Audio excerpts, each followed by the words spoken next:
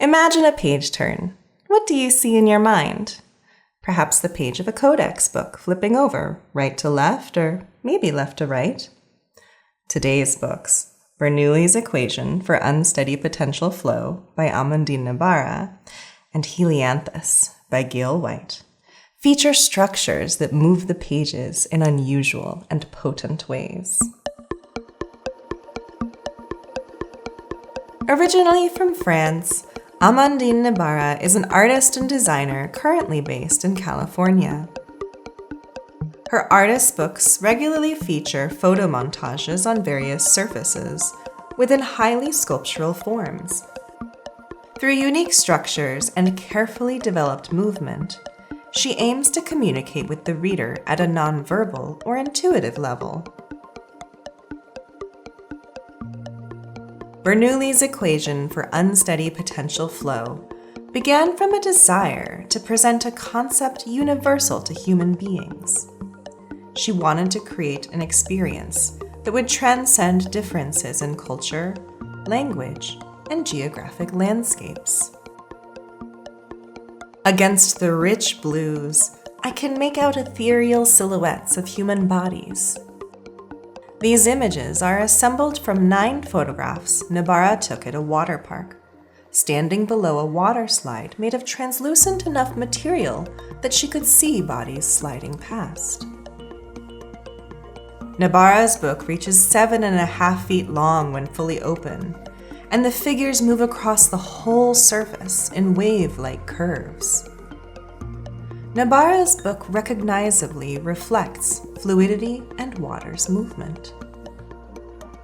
Shift one page, and the palm leaf binding causes the pages around it to react. They ripple in response to each other. The book can flow like water too. Nabarra described the movement as escaping one's hands when handled. I love this image. Once the book pages start flowing, they keep going until something stops them, or we reach the end of the book. Nabarra reassured me that Bernoulli's Equation for Unsteady Potential Flow is a very sturdy book, in part because the binding spreads tension out instead of stressing just one page. In addition to the movement, the book can also be set in static positions, suggesting waves and flow. I like to overlap pages across different areas, seeing how the swimming forms become abstracted. Printed on the box and book cover is the Equation for Unsteady Potential Flow, developed by Dutch mathematician and physicist David Bernoulli. This complicated mathematical principle is used in theories about ocean surface waves and acoustics. Put very simply, it describes a way that fluid moves. Titling with this equation nods to the universal experience that Nabarra wants to establish. You don't need to fully understand this complex math for it to set a stage. The language of mathematics and science suggests objectivity and universality. Nabarra defines an artist's book as a space that she can share with others. Her rich images, skillfully applied to the structure's movements, create an experience we can share with our eyes, ears, and hands. It allows us to relate in joyful, beautiful, and unexpected ways to something as necessary and universal to human life as water.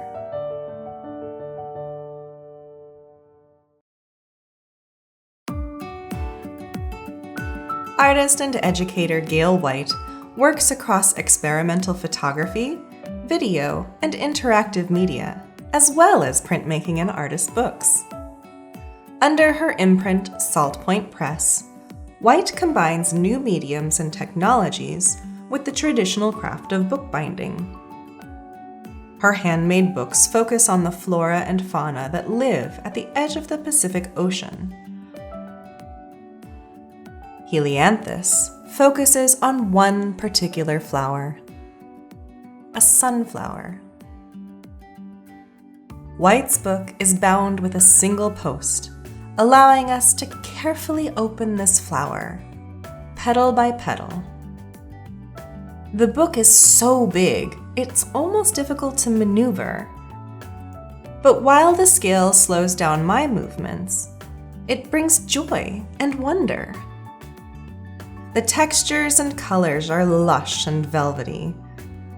Some of my favorite moments are when the edges are turned over like a dog-eared book page.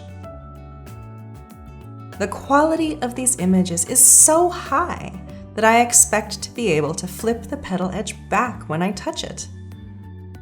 Turning the book over, we find the hairy green sepals, individually cut and bound behind the petals. To make Helianthus, Wight disassembled a sunflower from the farmer's market.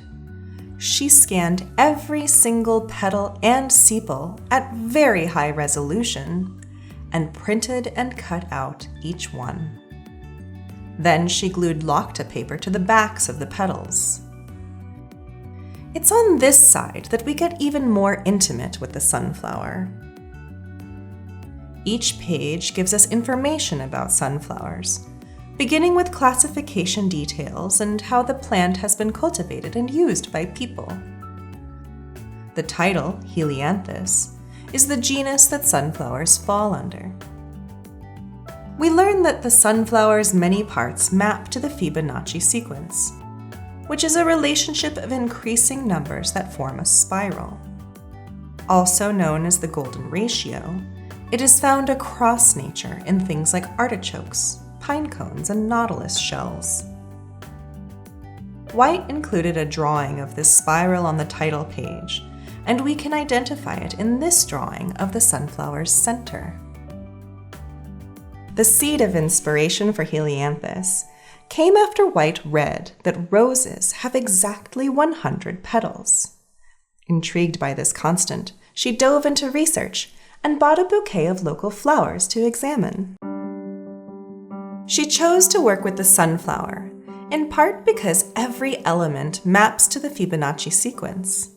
In fact, this book has 34 petals and 34 sepals, the same as you would find on any sunflower. 34 is the 10th number in the Fibonacci sequence. Helianthus proceeds with a wealth of interesting facts, like the sunflower's ability to absorb toxins in the soil, and its inherent resilience in different ecosystems. Young sunflowers are heliotropic. They face toward the sun, turning as it moves across the sky. At night, they reorient to the east to wait for the next sunrise. The final pages of the book pack a weighty punch. Wight describes how climate change has brought sunflowers to higher latitudes. The last page is a story, the only unverified fact in the book, but it sinks into my body.